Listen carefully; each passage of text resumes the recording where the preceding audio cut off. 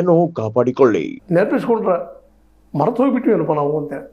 ಅವರಾಗಿರ್ಬೋದು, ಅವರಿಗೆ ಪೂರ್ವದಲ್ಲೇ ಅನೇಕರು ನಮ್ಮ ಅದರಲ್ಲೂ ಮುಖ್ಯವಾಗಿ ಮಹಾರಾಷ್ಟ್ರದ ಇಬ್ಬರು ವಿಚಾರವಾದಿಗಳು, ದಾಭೋಲ್ಕರ್ ಅವರು, ಅವರ ನಂತರ ಪಣಸಾರೆ, ಮತ್ತು ನಮ್ಮ ಕನ್ನಡದ ಡಾಕ್ಟರ್ ಎಂ ಕಲಬುರ್ಗಿ ಅವ್ರ ಹತ್ತಿರ ಸಹಿತ ಆಗಿರ್ಬೋದು.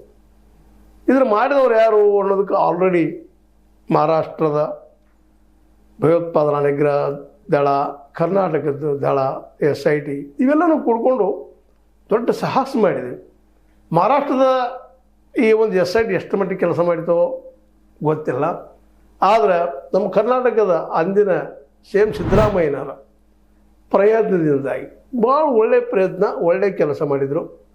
ನಮ್ಮಲ್ಲೇ ಈ ತನಿಖೆಗೆ SIT ನೇಮಿಸಿ ಸತ್ಯ ಸರಿಟ್ಟು ತಂದು ನಿಂತರು. ಅದರಲ್ಲಿ ಅನೇಕ ಸನಾತನ ಸಂಸ್ಥೆಗೆ, ಗೋವಾದ್ದು ಮತ್ತು ಸನಾತನ ಸಂಸ್ಥೆಗೆ ಸಂಬಂಧಿಸಿದಂಥ ಅನೇಕ ವ್ಯಕ್ತಿಗಳು ಅದ್ರ ಪಾಲ್ದಾರರಿದ್ದರು, ಅದರಲ್ಲಿ ಎಂಗೇಜ್ ಇದ್ದರು ಅನ್ನೋದು ಸ್ಪಷ್ಟ ಆಗ್ತಾ ತನಿಖೆ ನಡೆದು ಒಂದು ಹಂತಕ್ಕೆ ಬಂದು ನಿಂತಿದ್ದು.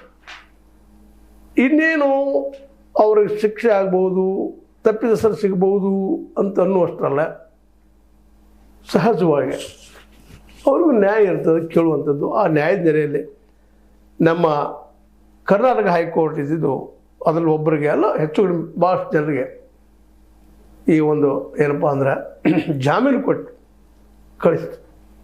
ಅಂಥ ಜಾಮೀನು ಕೊಟ್ಟ ಜಾಮೀನು ತೊಗೊಂಡು ಹೋದಂತಹ ವ್ಯಕ್ತಿಗಳಲ್ಲಿ ನಮ್ಮ ಶ್ರೀಕಾಂತ್ ಪಂಗಾರ್ಕರ್